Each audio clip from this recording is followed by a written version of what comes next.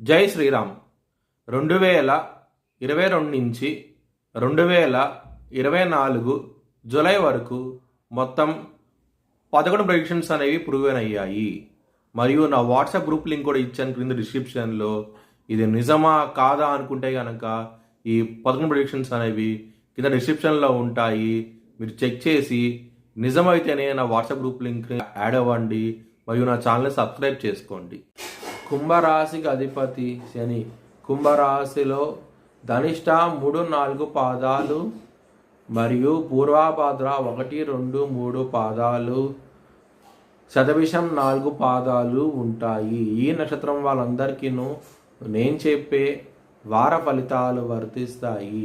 ఈ వారంలో లగ్నాధిపతి అయిన శని లగ్నంలో ఉంటారు. కీర్తి పరీక్షల ప్రకారం మీకు అనుకూలంగా లేదు. మీకు ఈ వారంలో 2వ స్థానంలో రాహు ఉన్నారు. రాహు 2వ స్థానంలో ఉన్నప్పుడు కుటుంబ పరంగా మాత్రం ఇబ్బందులు అంటూ ఎక్కువగా ఉంటాయి.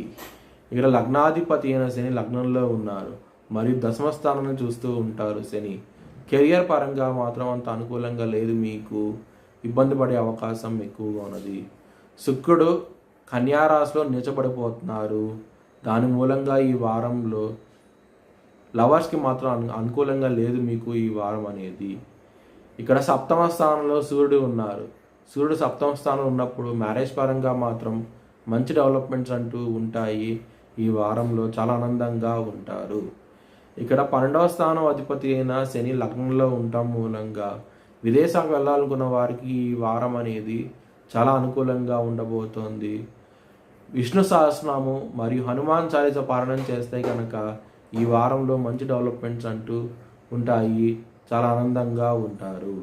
ఇక్కడ లాభస్థానం అధిపతి అయిన గురువు వృషభ రాశిలో ఉన్నారు. మనీ పరంగా మాత్రం అంత ఎటువంటి లోటు అంటూ ఉండదు. ఈ వారంలో మంచి ఫలితాలు అంటూ ఉంటాయి. మీ భవిష్యత్ వివరాల కోసమై హెచ్ఎల్ఎన్ జ్యోతిష్యాలను సంప్రదించండి. 2024 భారత్ ప్రైమ్ మినిస్టర్గా నరేంద్ర మోడీ రీఎలక్ట్ అవుతాడని చెప్పి నేను మార్చ్ 2022లో చెప్పడం జరిగింది. అది ఈ నెల ప్రూవ్ అయ్యింది. Thanks for watching this video. Please like, share and subscribe my channel.